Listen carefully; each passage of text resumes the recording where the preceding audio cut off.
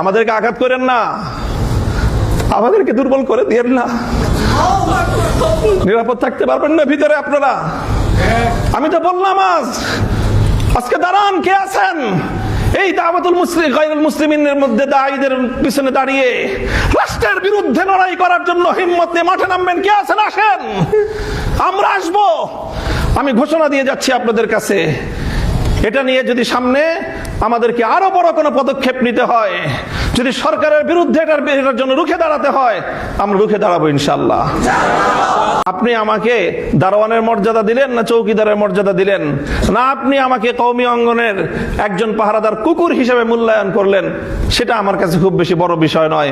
তবে জেনে রাখেন, কুকুর হইল আপনাদের এই কাজের পাহারাদারি করার জন্য আমরা দাঁড়িয়ে আছি।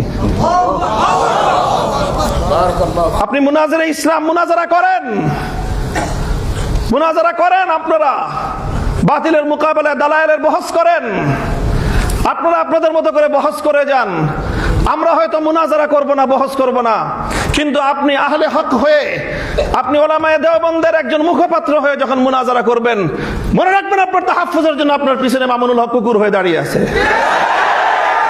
যদি আপনার পাহারাদার যদি বাড়ির গেটে না থাকে, ঘরের ভিতরে আপনি মূল্যবান সোনাদানা নিয়ে, অনেক মূল্যবান জীবনযাপন নিয়ে, আপনি আপনার পরিবার পরিজন নিয়ে, আপনি আপনার কলিজার টুকরা সন্তানদেরকে নিয়ে আপনি ঘরের মধ্যে নিরাপদ থাকতে পারবেন না।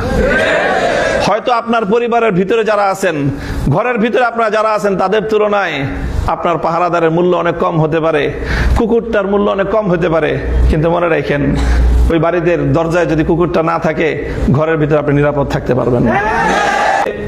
আকীদার যে আলোচনা, এই আলোচনায় আমি যেহেতু একটা বিশেষ অঙ্গনে আমাদের আকাবের এবং আসলাফদের এবং আমাদের পুরা মাসলাকে দেওবন্দিয়াতের আমি একটা প্রতিনিধিত্বশীল জায়গায়, যেভাবেই হোক যে করেই হোক আমাকে পৌঁছায় দেওয়া হয়েছে, এবং এর জন্য সবচেয়ে বড় অবদান হলো বিগত ফ্যাসিবাদী শেখ হাসিনার।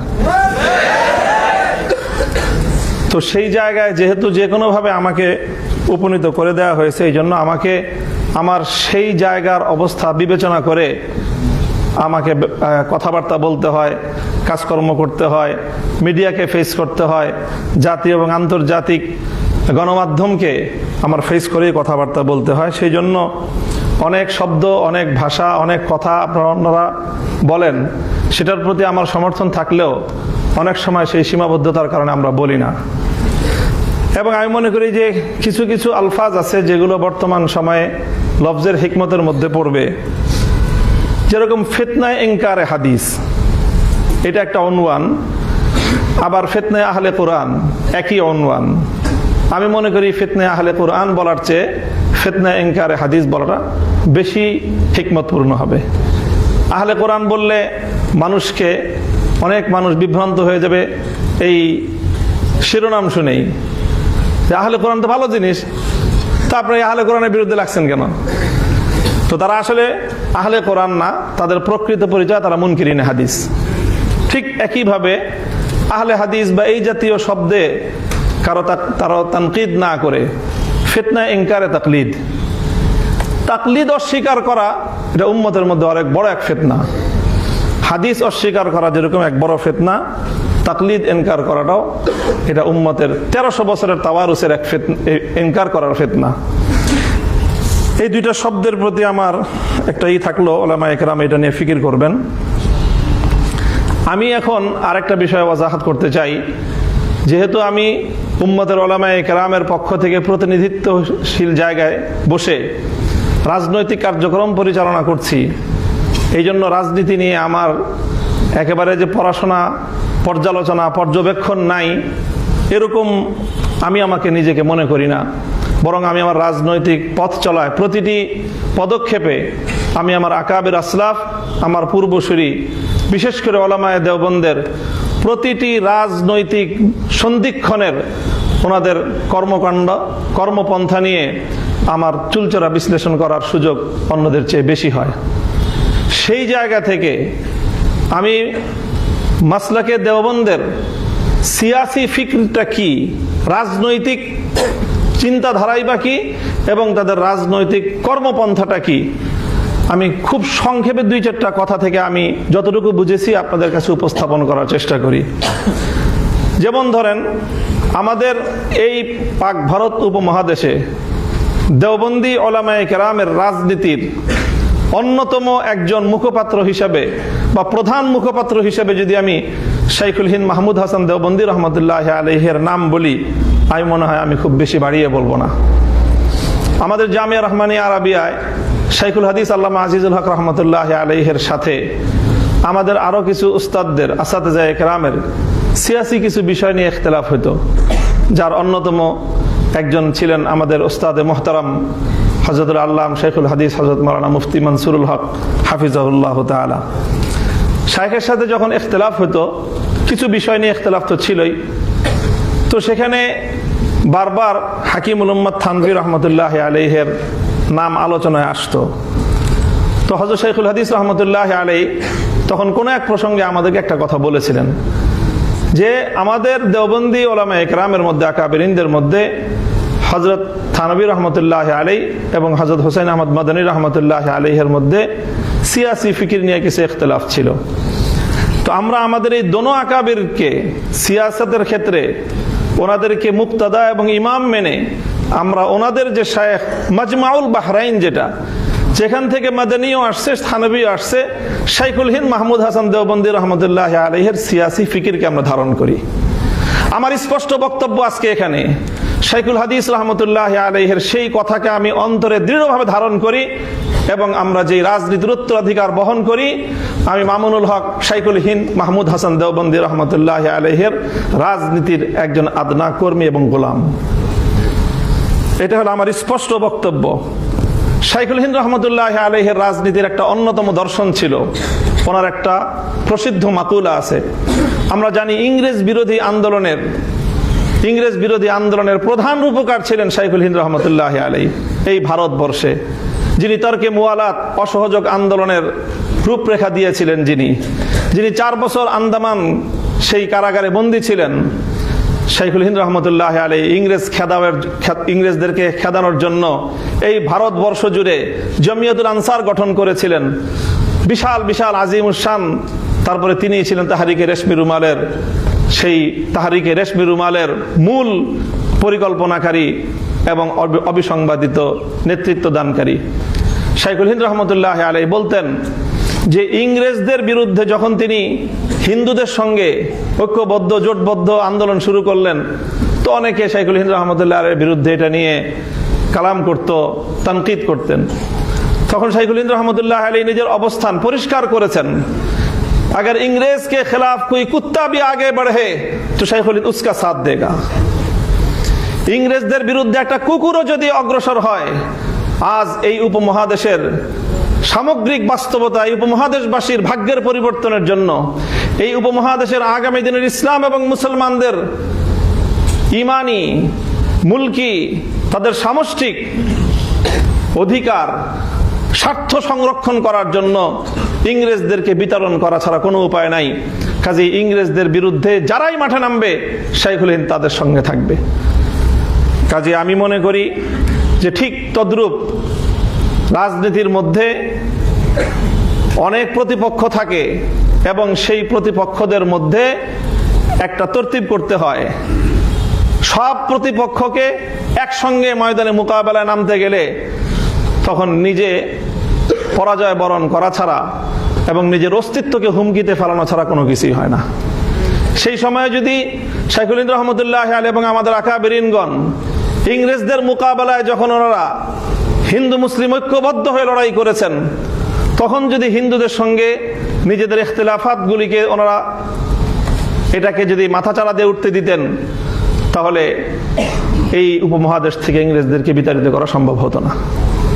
ঠিক একই জিনিস আমরা দেখি যখন আমাদের আকাবেরিনগণ পাকিস্তানে, মুত্তাহিদা পাকিস্তানে, ঐক্যবদ্ধ পাকিস্তান আমলে যখন কাদিয়ানীদেরকে অমুসলিম ঘোষণা করার এই আন্দোলন শুরু হলো, তখন আমাদের আকাবেরিনরা দেখেছিলেন, দেওবন্দি আকাবেররা, যদি এই আন্দোলনে আমাদেরকে সফলতা অর্জন করতে হয়, তাহলে আমাদেরকে আরো যেই সকল বিষয়ে, আকীদার বিষয়ে, মাসলাক বিষয়ে, নানা বিষয়ে অন্যদের সাথে যে সমস্ত ইখতিলাফাত আছে সেই সব ইখতিলাফাতগুলিকে এখন এক মোহনায় নিয়ে আসতে হবে, আর না হলে আমরা এই কাদিয়ানীদের মোকাবেলায়, এই আন্দোলনে, রাজনৈতিক এই কর্মসূচিতে আমরা সাফল্য অর্জন করতে পারবো না।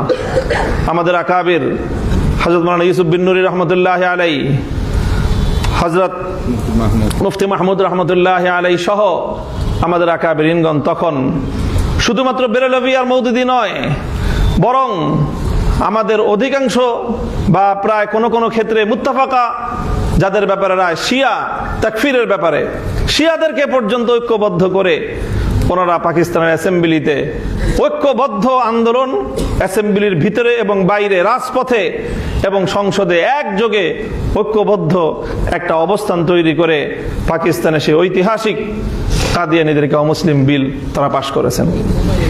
কাজে আমি মনে করি এগুলো আমাদের সামনে আমাদের আকাবিরিনদের সিয়াসি পলিসি, রাজনৈতিক কর্মপন্থা, রাজনৈতিক কর্মপদ্ধতি।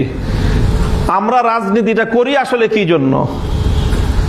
আমি আমার রাজনৈতিক চিন্তাধারাটা স্পষ্ট করছি। আমাদের রাজনীতির প্রধান দুইটা লক্ষ্য, একটা সুদূর প্রসারী আর একটা বর্তমান লক্ষ্য। আমাদের রাজনীতির লক্ষ্য হলো যে আমরা হলাম পাহারাদার, আমরা পাহারাদার। এখন আপনি পাহারাদারকে যেই নামে আখ্যায়িত করতে পারেন। বাড়ির সামনে পাহারাদার থাকে, আপনার চৌকিদারও পাহারাদারি করে, দারোয়ানও পাহারাদারি করে, একটা কুকুর থাকে সেও পাহারাদারি করে। আপনি আমাকে চৌকিদার মনে করতে পারেন, দারোয়ান মনে করতে পারেন, অথবা উলামায়ে দেওবন্দের দ্বীনি সকল কাজের একটা কুকুর পাহারাদার মনে করতে পারেন। সেটা আমার কোনো বিষয় আসে যায় না। আমি যেই রাজনীতি করি, আমার সেই রাজনীতির মূল লক্ষ্য এবং উদ্দেশ্য হলো আমাদের আকাবির এবং আসলাফ উলামায়ে দেওবন্দ এই উপমহাদেশ জুড়ে দ্বীনের যে সমস্ত হামাগির খিদমত এবং কর্মকাণ্ড আঞ্জাম দিচ্ছেন, সেই কর্মকাণ্ডগুলিকে একটা কুকুর হিসেবে পাহারাদারি করাই হলো আমার রাজনীতি। পরিষ্কার আমার বক্তব্য এটা। আমরা রাজনীতি করি এই জন্য যেন আমাদের খানকাহগুলিতে আমাদের মাশায়েখরা বসে ওখানে তারা যেন নিরাপদে ওনারা যেন ইসলাহ এবং তাজকিয়ার কাজ করতে পারেন। আমরা রাজনীতি করি এই জন্য যেন আমাদের দাওয়াতের কাফেলাগুলো তারা দাওয়াতের মেহনত নিয়ে প্রত্যেকটা জায়গায় জায়গায় ছড়িয়ে পড়তে পারেন। আজ জানেন বাংলাদেশে, এই বাংলাদেশে 99% মুসলমানদের বাংলাদেশে দাওয়াতুল ইসলাম ইলা গায়রিল মুসলিমিন, গায়রে মুসলিমদের কাছে যারা দাওয়াত নিয়ে যেত, সেই দাওয়াতের মেহনত আজ কতটা ঝুঁকির মুখে। যারা সেই দাওয়াত দেয় তারা আজকে কতটা হুমকির মুখে, রাষ্ট্রীয় হুমকির মুখে, আন্তর্জাতিক হুমকির মুখে। এই সকল দায়ীদেরকে নিরাপত্তা দেওয়া এবং তাদের পাশে দাঁড়ানো, কণ্ঠ উচ্চারিত করে তাদের জন্য সিনা টান করে ময়দানে দাঁড়িয়ে যাওয়াই হলো আমাদের রাজনীতি। এবং আমি করব সেটা ইনশাআল্লাহ, সেটা করব ইনশাআল্লাহ। আমি শেখ কালিম সিদ্দিকী হাফিজাহুল্লাহর একজন শাগরিদ। আমি ভারত গিয়েছি শুধুমাত্র হযরতের সোহবত ওঠানোর জন্য, দেখার জন্য যে হযরত সেই ভারতে থেকে কিভাবে সেখানে গায়রে মুসলিমদের মধ্যে দ্বীনের দাওয়াত দিচ্ছেন। আজ জানেন কালিম সিদ্দিকী হাফিজাহুল্লাহ আজকে ভারতের কারাগারে বন্দী। ওনার বিরুদ্ধে ভারতের আদালত রায় দিয়েছে, তিনি হলো মানে কি বলে এটাকে, না মানে একেবারে ওনাকে যাবজ্জীবন কারাদণ্ড রায় দেওয়া হয়েছে। যাবজ্জীবন কারাদণ্ড। অপরাধ একটাই, উনি অমুসলিমদেরকে ইসলামের দাওয়াত দিয়েছেন। এই জন্য ওই দাওয়াতের সিলসিলা আজকে বাংলাদেশে যারা দাওয়াতের কাজ করেন, আজ তারা হুমকির মুখে। বাংলাদেশে এই তাদেরকে তাহাফুজ দেওয়া, তাদের পক্ষে মাঠে কথা বলা, সংসদে কথা বলা, প্রয়োজনে রাজপথে কর্মসূচি দেওয়া, এটাই হলো মামুনুল হকদের রাজনীতি।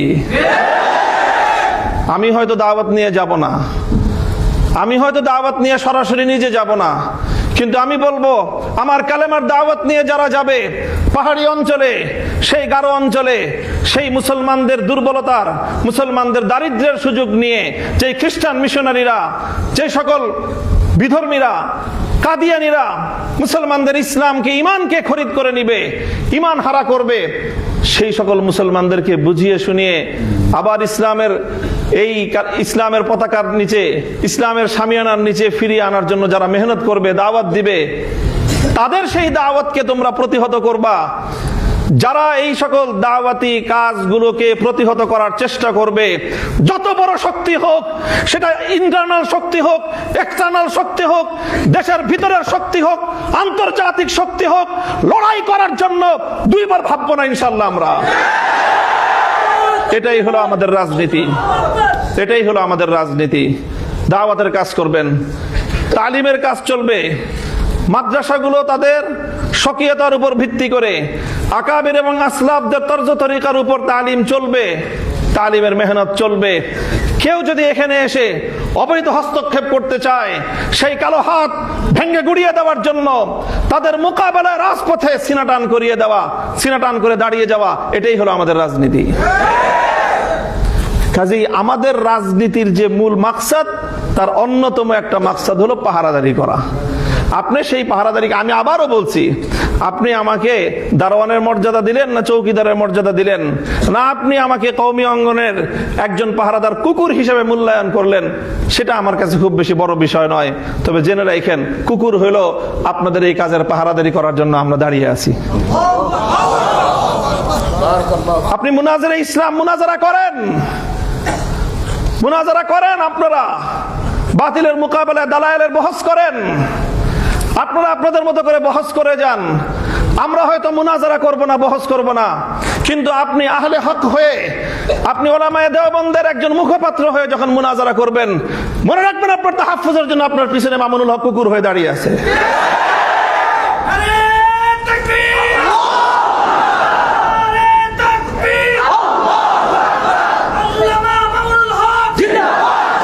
এটা হলো আমাদের রাজনীতি, এটা হলো আমাদের রাজনীতির খুব নিগুড় রহস্য, মৌলিক কথা। কাজেই আমাকে এই রাজনীতি করতে হলে, আমাকে লড়াই করতে হলে, আমাকে কখনো সরকারের বিরুদ্ধে লড়তে হয়, কখনো আমাকে আন্তর্জাতিক শক্তির বিরুদ্ধে লড়তে হয়। কাজেই আমাকে আমার রাজপথের একটা শক্তি নিয়ে আমাকে ময়দানে টিকে থাকতে হবে। যদি আপনার পাহারাদার যদি বাড়ির গেটে না থাকে, ঘরের ভিতরে আপনি মূল্যবান সোনাদানা নিয়ে, অনেক মূল্যবান জীবনযাপন নিয়ে, আপনি আপনার পরিবার পরিজন নিয়ে, আপনি আপনার কলিজার টুকরা সন্তানদেরকে নিয়ে আপনি ঘরের মধ্যে নিরাপদ থাকতে পারবেন না। হয়তো আপনার পরিবারের ভিতরে যারা আছেন, ঘরের ভিতরে আপনারা যারা আছেন, তাদের তুলনায় আপনার পাহারাদারের মূল্য অনেক কম হতে পারে, কুকুরটার মূল্য অনেক কম হতে পারে, কিন্তু মনে রাখেন, ওই বাড়িতে দরজায় যদি কুকুরটা না থাকে, ঘরের ভিতরে আপনি নিরাপদ থাকতে পারবেন না। আমাদেরকে আঘাত করেন না, আমাদেরকে দুর্বল করে দিয়েন না, নিরাপদ থাকতে পারবেন না ভিতরে আপনারা। আমি তো বললাম আজকে দাঁড়ান, কে আছেন এই দাওয়াতুল মুসলিম গায়রুল মুসলিমিনের মধ্যে দায়ীদের পিছনে দাঁড়িয়ে রাষ্ট্রের বিরুদ্ধে লড়াই করার জন্য হিম্মত নিয়ে মাঠে নামবেন? কে আছেন? আসেন, আমরা আসবো। আমি ঘোষণা দিয়ে যাচ্ছি আপনাদের কাছে, এটা নিয়ে যদি সামনে আমাদেরকে আরো বড় কোনো পদক্ষেপ নিতে হয়, যদি সরকারের বিরুদ্ধে এটার জন্য রুখে দাঁড়াতে হয়, আমরা রুখে দাঁড়াবো ইনশাআল্লাহ। কাজে আমাদেরকে দুর্বল করে দিলে আখেরে আমরা সবাই ক্ষতিগ্রস্ত হব। আমার আখেরি কথা, মুহতারাম হাজিরিন, দেখেন এখন একটা রাজনৈতিক বড় ধরনের একটা ইস্যু আছে এখন রাজনীতির। আমাদের বাংলাদেশে, আমাদের এই উপমহাদেশের 250 বছর, 1753 সাল থেকে বা 1757 সাল থেকে আজ 2026 সাল, প্রায় 350 বছরের রাজনীতি। আমাদের আকাবের উলামায়ে কেরামের ত্যাগ, কোরবানি, নজরানা, জিহাদ, অনেক রক্ত, অনেক জীবন, এই অনেক কিছুর বিনিময়ে আমাদের বড়দের একটা বড় অর্জন ছিল, সেই অর্জন হলো 1947 সালে মুসলমানদের জন্য আলাদা ভূখণ্ড অর্জন। এমন একটা ভূখণ্ড, যে ভূখণ্ডে ইসলামী নিজাম হবে, নিজামে ইসলাম, শরিয়াতে ইসলাম বাস্তবায়ন হবে, এই অঙ্গীকারের ভিত্তিতে 1947 সালে মুসলমানদের জন্য আলাদা একটা রাষ্ট্রের অভ্যুদয়। এটা হলো আমাদের 350 বছরের আমাদের পূর্বসূরি আকাবের উলামায়ে কেরামের রাজনৈতিক সর্ববৃহৎ অর্জন। এটা আমার পর্যবেক্ষণ, অন্য কেউ দ্বিমত করতে পারেন। সেই 47-এর বিষয় নিয়ে আমাদের মহান দুই আকাবিরের মধ্যে নজরিয়াতি ইখতিলাফ ছিল। হযরত মাদানী রহমতুল্লাহ আলাই তখন ভারতবর্ষ জুড়ে মুসলমানদের নিরাপত্তার স্বার্থে তিনি ওইভাবে দেশটার বিভক্তি চান নাই, এই কথা সব আমরা জানি। কিন্তু যখন দেশ বিভক্ত হয়ে গিয়েছে তখন হযরত মাদানী রহমতুল্লাহ আলাইহির মাওকিফ এটাই ছিল যে ঝগড়াঝাটি করে দুই মসজিদ বানানো ঠিক না, কিন্তু যদি মসজিদ দুইটা হয়ে যায়, মসজিদ যদি দুইটা হয়ে যায় তখন কি করবেন? দোনো মসজিদকে আবাদ করা, দোনো মসজিদের মধ্যে নামাজ কায়েম রাখা, এটাই হলো মুসলমানদের দায়িত্ব। হযরত মাদানী রাহমাতুল্লাহ আলাইহির কথা এটাই ছিল 47-এর পরে। মুসলমানদের জন্য যখন আলাদা আবাসভূমি হয়ে গেছে, এখন সর্বশক্তি নিয়োগ করে ওই মুসলমানদের দেশে কিভাবে ইসলাম কায়েম করা যায়, কিভাবে নিজামী ইসলাম বাস্তবায়ন করা যায়, সেটাই থানভী রহমতুল্লাহ আলাইহির অনুসারীদেরও মেহনত, সেটা মাদানী রাহমাতুল্লাহর শাগরিদদের অভিন্ন মেহনত। 47-এর পরে আর কোনো ইখতিলাফ নাই। আমাদের এই অর্জন 47-এর মুসলমানদের জন্য ইসলামের নামে আলাদা ভূখণ্ড হবে, সেই অর্জনকে 1972-এর ভারতে আধিপত্যবাদ দিয়ে সেটাকে গলা টিপে হত্যা করার চেষ্টা করা হয়েছিল বিগত 54 বছর পর্যন্ত। 1972 থেকে 2024 সাল পর্যন্ত 47-এর কথা কেউ বলতে পারতো না। 47 এটা একটা বাংলাদেশে নিষিদ্ধ বিষয় হয়ে দাঁড়িয়েছিল। এই 2024-এর বিপ্লবের পর সর্বপ্রথম যে আওয়াজ উচ্চারিত হলো, এটার জন্য আমি জুলাই যোদ্ধাদেরকে শ্রদ্ধা করি, ভালোবাসি, স্নেহ করি, মমতা করি, তাদের পক্ষ হয়ে আমি লড়াই করি, কারণ তারা সর্বপ্রথম এই আওয়াজ আবার নতুন করে বাংলাদেশের মাটিতে উত্থাপন করেছে। আগামীর বাংলাদেশ হবে 47, 71 এবং 24-এর ভিত্তিতে। এখন আমাদের রাজনীতি, যারা নিজেদেরকে শাব্বির আহমদ ওসমানী রহমতুল্লাহ আলাইহির সন্তান মনে করো, যারা নিজেদেরকে জাফর আহমদ ওসমানী রহমতুল্লাহ আলাইহির সন্তান মনে করো, যারা ইতিহাস পড়ো যে তোমাদের 47 সালে স্বাধীনতার পতাকা ইংরেজদেরকে বিতাড়িত করে শাব্বির আহমদ ওসমানী উত্তোলন করেছিলেন, যারা শাব্বির আহমদ ওসমানী রহমতুল্লাহ আলাইহির ফাতহুল মুলহিম পড়ে ইলম অর্জন করো, যারা জাফর আহমদ ওসমানী রহমতুল্লাহ আলাইহির ইলাউস সুনান পড়ে গায়রে মুকাল্লিদিনদের বিরুদ্ধে বহস করো, তোমাদের জানা উচিত যে এই ওসমানী রাহিমাহুমাল্লাহর সেই আমানত, সেই ইসলাম এবং মুসলমানদের ভিত্তিতে আবার দেশ গড়ার নতুন দিনের মুয়াজ্জিনরা আজান দিচ্ছে, নতুন বেলাল আজান দিচ্ছে। এই আজানে যদি আমরা সাড়া দিতে না পারি, ইতিহাসের দায় থেকে আমরা মুক্ত হতে পারবো না। কাজেই 47-এর ভিত্তিতে নতুন বাংলাদেশ গড়বার যে আন্দোলন, এটা মাওলানা মওদুদী সাহেব এবং তার অনুসারীদের আন্দোলন না। কারণ 47 সালে মাওলানা মওদুদী সাহেব এই দেশ বিভক্তির পক্ষে ছিলেন না। তিনি মুসলমানদের জন্য আলাদা আবাসভূমি চান নাই, পরিষ্কার কথা। এটা চেয়েছিলেন শাব্বির আহমদ ওসমানী, এটা চেয়েছিলেন মুফতি শফি ওসমানী রহমতুল্লাহ আলাইহি, মুফতি আজম মুফতি শফি রহমতুল্লাহ আলাইহি, এটা চেয়েছিলেন সৈয়দ সুলাইমান নদভী রহমতুল্লাহ আলাইহি, এটা চেয়েছিলেন জাফর আহমদ ওসমানী রহমতুল্লাহ আলাইহি, এটা চেয়েছিলেন শামসুল হক ফরিদপুরি রহমতুল্লাহ আলাইহি, এটা চেয়েছিলেন আতহার আলী রহমতুল্লাহ আলাইহি, এটা চেয়েছিলেন এই দেশের উলামায়ে কেরাম এবং দেওবন্দি উলামায়ে কেরাম। কাজেই 47-এর ভিত্তিতে আগামীর বাংলাদেশ গড়বার জন্য এখন আমাদেরকে জুলাই রক্ষা করতে হবে। কারণ জুলাইয়ের হাত ধরে 47 আবার প্রাসঙ্গিক হয়েছে। এখন যদি জুলাই হাতছাড়া হয়ে যায়, 47 আবার হাতছাড়া হয়ে যাবে। কাজেই হে আমার কওমের সন্তানেরা, আমি তোমাদেরকে বলতে চাই, ডাক দিয়ে যাই, আমাদের পূর্বপুরুষরা, আর আমার একটু বেশি আবেগ এই জন্য, কারণ শাব্বির আহমদ ওসমানী, জাফর আহমদ ওসমানী তারা দুজন আমার সরাসরি দাদা ওস্তাদ।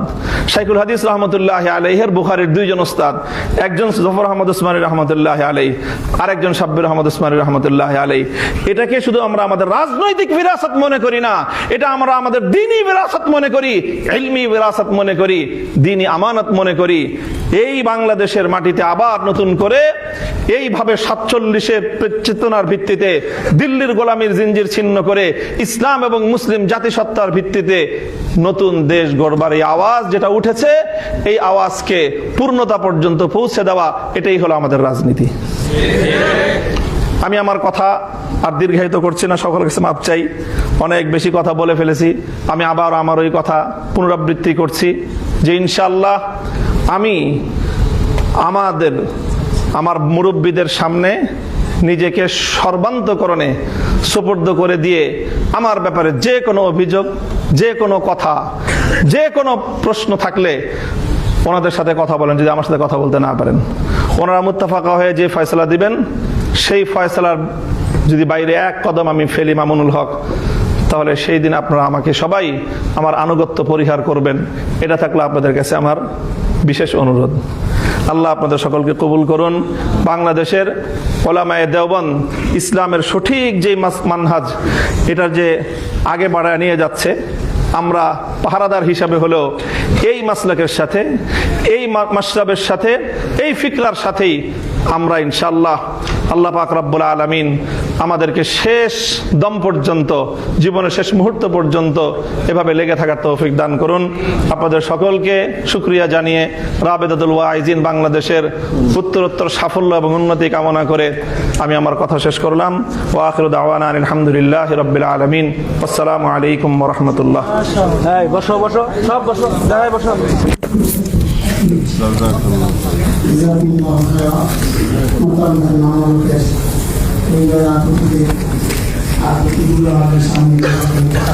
আশা করি অনেক প্রশ্নের জবাব আমরা পেয়েছি। আমরা আমাদের একেবারেই শেষ মুহূর্তে আছি। এখন আমাদের আজকের প্রোগ্রামের সমাপ্তি ঘোষণা করবেন রাবেতার দুর্দিনের কান্ডারি, রাবেতার মুহতারাম সভাপতি হযরতুল আল্লামা শেখ আব্দুল বাসিত খান সিরাজি হাফিজাহুল্লাহ।